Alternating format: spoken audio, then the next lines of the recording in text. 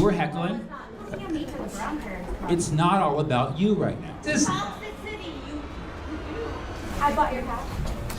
I'm actually taking a step outside because I can't stand it. Comedians are all about making people laugh, but there are always some folks who get super offended over the most harmless jokes. Today we're going to check out those moments where these people try to mess with the comedians but end up getting totally shut down. So let's dive right into this wild situation with Troy Bond. Spoiler alert, it ends with the heckler in tears and walking out of the show. But first, let's rewind a bit and see how things went down from the very beginning.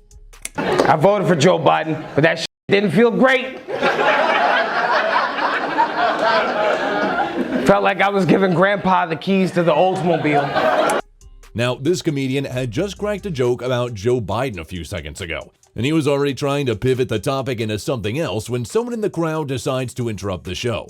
What was even weirder was the fact that Troy was being called a racist for making a political joke. As a white guy trying to talk for black people, I'm not. Bitch, no, you're not. Yes, I wasn't. No, you were. You just tuned in. You were trying to. Well, you were trying to. For what?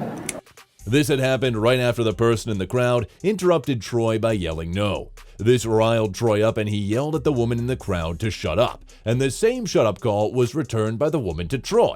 As the woman accuses Troy of passing a racist remark, Troy tells her that she had just tuned in on the conversation and was reaching for no reason whatsoever. What are you upset about? It's not me. No, and shut up. Any black person ever try to laugh at his fucking jokes? No. Stop having fun! Given that everyone in the crowd had already entered a comedy club, Troy tries to steer the situation toward a joke once again while also making a point. However, the woman appears in no mood to listen and says that yes, everyone should stop having fun. Go ahead, yeah, stop having fun. Can we get her an Adderall or something? Wow. Are you serious? See, yeah, no, that's what happens. No. So the comedian asks that the heckler be removed from the premises of the club as he could not tolerate her woke presence anymore. Not too many words had been exchanged between the two when the woman starts to cry. No, a white person trying to make fun of black people. See, now you're crying, and I was just trying to make you laugh. No, don't do that. Okay, I'm sorry.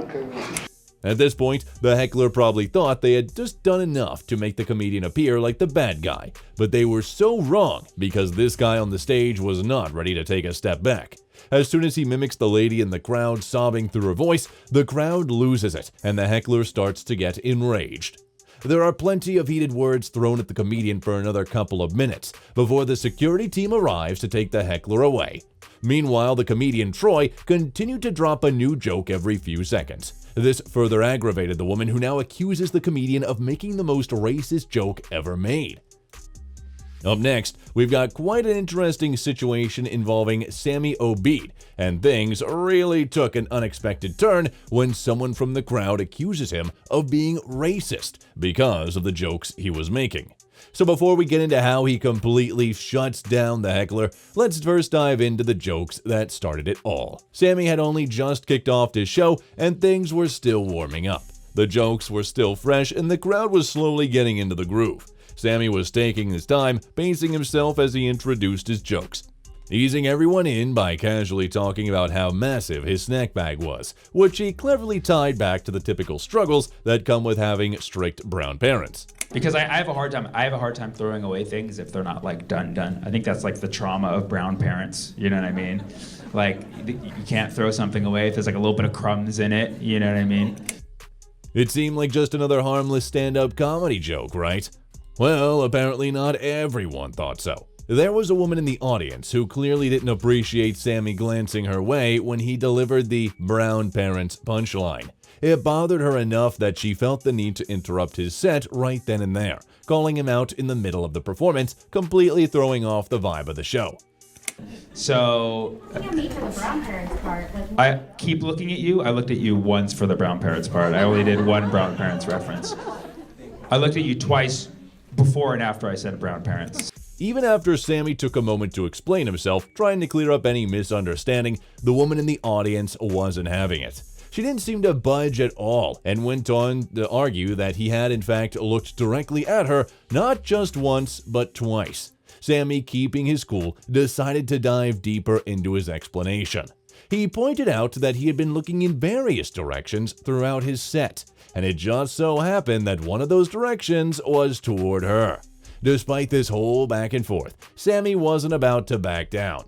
He doubled down and cracked the same Indian parents joke again, this time aiming it right at the same woman who had now interrupted his performance. And you look back at me as if you don't have brown parents. You liar, okay? Pull up a picture on your phone of your white parents and show me that I'm racist, okay? To lighten the mood and add a bit of humor to the situation, the comedian took it a step further. He made a joke about the whole ordeal, challenging the woman to pull out her phone and show everyone a picture of her white parents, once and for all proving him to be the racist she claimed he was.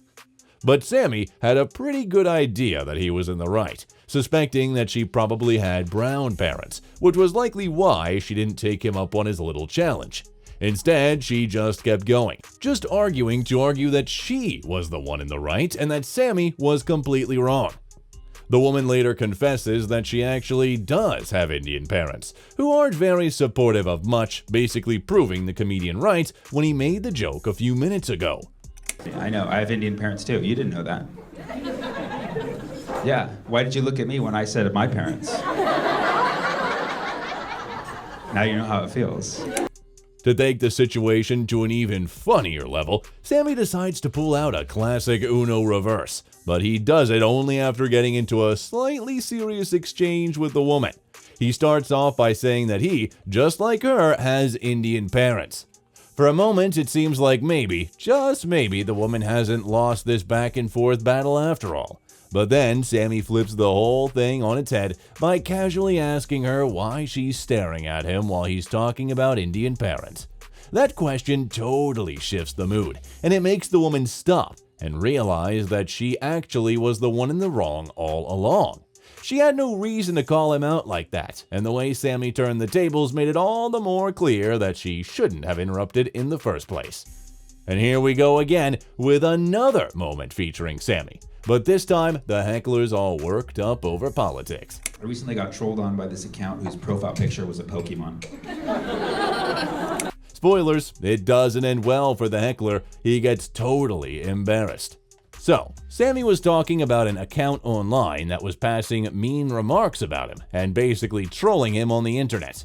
The account with a profile picture of a Pokemon character was being discussed as Sammy made fun of the account. He said, Sammy, how come you so freely make jokes about Israel, but you don't have the to make a joke about Gaza? You see, making a joke about the one being oppressed was so unimaginable for Sammy that he was just too bewildered to comprehend this person's request. You bet the comedian thought that this would be something everyone would happily agree on, but boy, was he wrong. Do you not understand how comedy works? And as dumb as a comment as that was. Just as the comedian started talking about how these comments ended up getting on his nerves, someone in the crowd decides that it's time to interrupt the show by calling the comedian out on his jokes. But the interesting part is that this wasn't before Sammy the comedian was talking about how he was human and he couldn't comprehend joking about a humanitarian crisis.